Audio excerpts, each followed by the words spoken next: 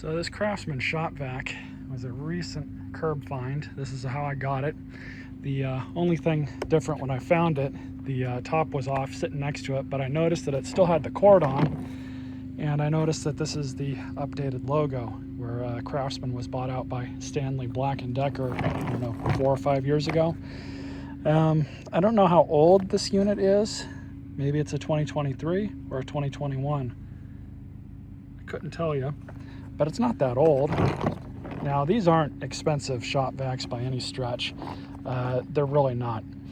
This one still has a bag in it, and the bag is not even full. I don't even think it has much stuff in it. But I'll go ahead and get the top off so I can show you all what I mean. The top on this is kind of weird to get off, or at least back on. But you can see it's got a brand new bag in it. The bag, of course, has a rip. So, I mean, we might as well just pull this thing out because it's not going to do anyone any good to have it in there.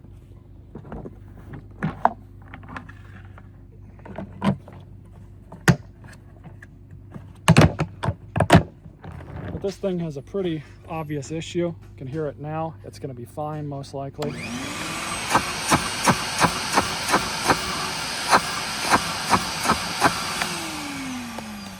Perfectly fine, but I believe this hose has a clog in it because we got that going on and this.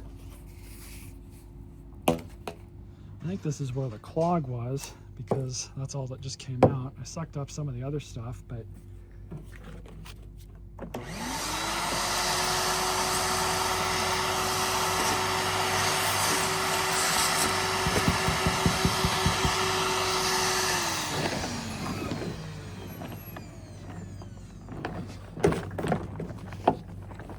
really is amazing what people throw away.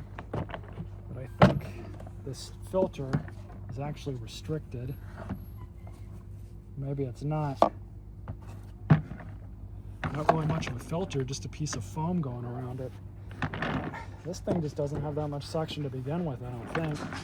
But there's all that junk. Anyways, probably a $40 or $50 vacuum, brand new, and I can definitely find a use for it here somewhere doing something.